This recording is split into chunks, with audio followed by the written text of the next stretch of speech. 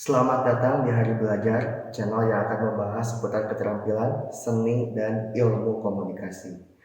Di video ini, kita akan menjawab sebuah pertanyaan, ilmu komunikasi itu belajar apa saja? Nah, untuk menjawab pertanyaan itu, kita bisa melihat pohon komunikasi. Pohon komunikasi ini digagas oleh Prof. Nina ya. Beliau adalah guru besar ilmu komunikasi Unpad. Nah, kita bisa melihat batang paling atas, kemudian dahan dan ranting. Ini adalah ruang lingkup ilmu komunikasi. Nah, apa saja? Pertama, kalau kita lihat dari batangnya, ilmu komunikasi itu membahas pertama definisi-definisi komunikasi. Tentu untuk mengerti apa itu komunikasi, kita memerlukan definisi gitu kan, agar kita bisa mengetahui mana yang dimaksud atau yang disebut komunikasi, mana yang bukan. Kemudian jargon komunikasi. Nah, di komunikasi nanti ada istilah-istilah khusus atau jargon. Misalkan komunikasi interpersonal, nah itu apa? Atau komunikator atau komunika. Nah, itu adalah jargon-jargon komunikasi yang dibahas di ilmu komunikasi. Kemudian ada bentuk komunikasi. Memang fenomena komunikasi itu kan sangat luas ya, ada di mana-mana. Nah, kemudian ilmuwan komunikasi ini mengelompokkan menjadi bentuk-bentuk komunikasi. Nanti banyak teori bentuk komunikasi. Contohnya komunikasi interpersonal, komunikasi publik, atau komunikasi massa. Itu adalah salah satu contoh dari bentuk komunikasi. Nah, selanjutnya membahas media komunikasi. Tentu ketika kita menyampaikan pesan harus ada medianya. Nah, apa saja media komunikasi? Nah, dibahas di ilmu komunikasi. Jadi media komunikasi itu bisa manusia, gitu kan, bisa benda material ataupun lingkungan. Nah, semuanya dibahas di ilmu komunikasi. Selanjutnya ada efek komunikasi. Tujuan utama dari komunikasi adalah perubahan, entah itu perubahan informasi, perubahan pengetahuan, perubahan opini, perubahan sikap, bahkan perubahan perilaku. Nah, tentu harus berefek komunikasi yang kita lakukan. Nah, bagaimana caranya? Nah, dibahas di ilmu komunikasi. Bagaimana kita berkomunikasi secara efektif. Nah, selanjutnya adalah proses komunikasi. Ilmu komunikasi juga menjelaskan bagaimana proses komunikasi. Jadi dideskripsikan proses komunikasinya itu bagaimana. Nah, dan selanjutnya ada ilmu penunjang lainnya yang relevan dengan ilmu komunikasi. Sehingga dengan bantuan ilmu yang lain ini menambah khazanah dengan keilmuan ilmu komunikasi. Nah, apa saja ilmu yang lain itu? Pertama, pendekatan logik ya, logika. Ini diwakili oleh Math and Physical Communication, matematika komunikasi dan fisika komunikasi. Dari matematika komunikasi nanti muncul teori informasi, membahas saluran komunikasi atau jumlah sinyal yang disampaikan oleh komunikator. Nah, begitupun dengan fisika komunikasi. Itu kan ini berkaitan dengan perspektif mekanis, karena komunikasi itu berkaitan juga dengan zat, gitu kan, ruang, kemudian waktu. Nah, makanya dibahas di fisika komunikasi. Nah, selanjutnya nanti ada pendekatan personal.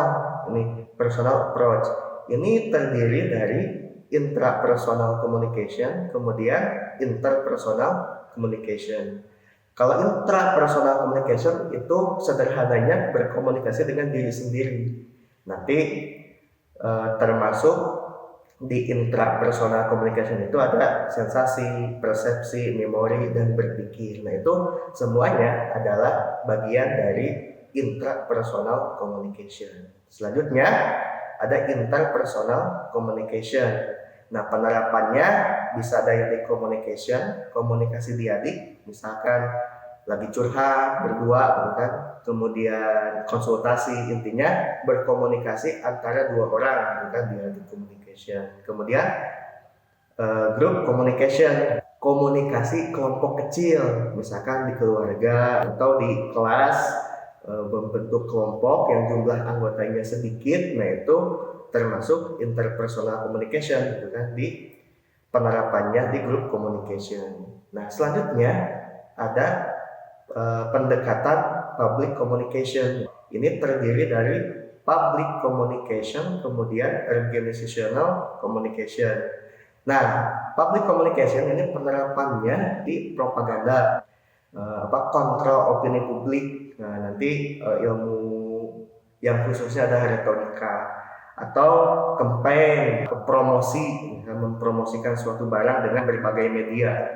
Nah, kemudian di public communication ini penerapannya di ini public relation atau hubungan masyarakat. Ini kan penting ya, divisi humas itu di berbagai bidang itu sangat dibutuhkan dan dibahas ternyata ilmu komunikasi dan merupakan bagian ilmu komunikasi. Kemudian exhibition, ini pameran. Itu kan kalau ada sebuah pameran itu juga bagian dari komunikasi. Nah, bagian dari komunikasi publik.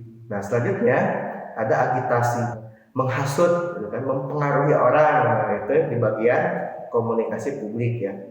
Selanjutnya ada organizational communication, komunikasi organisasi. Penerapannya itu ada corporate communication, komunikasi perusahaan atau business communication, komunikasi bisnis, management communication, kemudian political communication, komunikasi politik, dan government communication, komunikasi pemerintahan. Ini penerapan dari organizational communication gitu kan. Nah, selanjutnya ada mass communication approach, gitu kan, pendekatan komunikasi massa. Terdiri dari 3, ada mediated mass communication, ada international communication, dan cultural communication. Kalau mediated communication ini penerapannya itu advertising, untuk periklanan, bagaimana membuat iklannya efektif, gitu kan, atau juga jurnalistik kewartawanan. Ini penerapan dari mediated mass communication. Selanjutnya ada international communication, komunikasi internasional, komunikasi antar negara. Ini penting dipelajari untuk duta misalkan atau menteri luar negeri. Ini penting mempelajari international communication supaya antar negara itu tidak terjadi miskomunikasi begitu. Dan ada cultural communication, komunikasi kultural. Nah, ini terdiri dari intracultural, nah berkomunikasi dengan kultur yang sama gitu kan. Orang Sunda berkomunikasi dengan orang Sunda, nah itu intracultural communication. Kemudian intercultural gitu kan, komunikasi antar budaya. Nah, ini penting juga dipelajari supaya tidak terjadi miskomunikasi gitu kan. Kalau orang Sunda gitu kan berkomunikasi dengan orang Jawa yang berbeda budaya, nah bagaimana cara komunikasinya agar tidak terjadi miskomunikasi? Maka perlu mempelajari intercultural communication. Nah, kemudian terakhir ada pendekatan logik juga. Ini terdiri dari biology communication. Nah, komunikasi biologi ya, pendekatan biologi secara biologis ini terdiri dari gender communication. Nah, laki-laki dan perempuan memang pasti cara komunikasinya berbeda. Nah, bagaimana supaya mereka ketika berkomunikasi itu tidak terjadi noise, tidak terjadi hambatan, maka perlu mempelajari gender communication. Kemudian non-verbal communication, komunikasi non-verbal, bahasa tubuh. Nah, terkadang kita suka salah mempersepsi bahasa tubuh kan. Nah, bagaimana caranya supaya tidak terjadi kesalahan tersebut? Nah, maka ini mesti mempelajari non-verbal communication dan ada gay communication.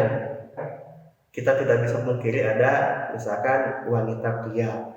Nah, mereka memiliki pola komunikasi tersendiri gitu kan, memiliki simbol-simbol komunikasi yang hanya dipahami oleh mereka sendiri. Nah, makanya ini ada gay communication. Dan terakhir ada physic communication.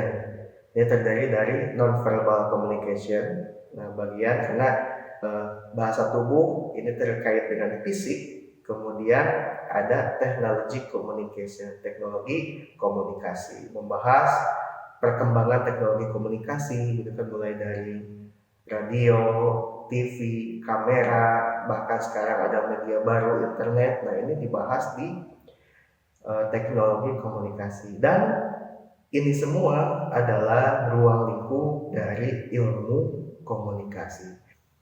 Nah, untuk siapa komunikasi ini? Apakah hanya untuk mahasiswa yang masuk jurusan ilmu komunikasi? Tentu tidak. Karena kalau kita lihat di pohon komunikasi ini, ilmu komunikasi itu sangat luas, maka semua orang itu tentu harus belajar ilmu komunikasi. Utamanya adalah intrapersonal communication, bagaimana agar kita tidak salah persepsi gitu kan. Apalagi nanti berhubungan dengan orang lain, kita memerlukan keterampilan interpersonal communication. Seorang pemimpin atau karyawan tentu harus menguasai organizational communication, dengan komunikasi organisasi.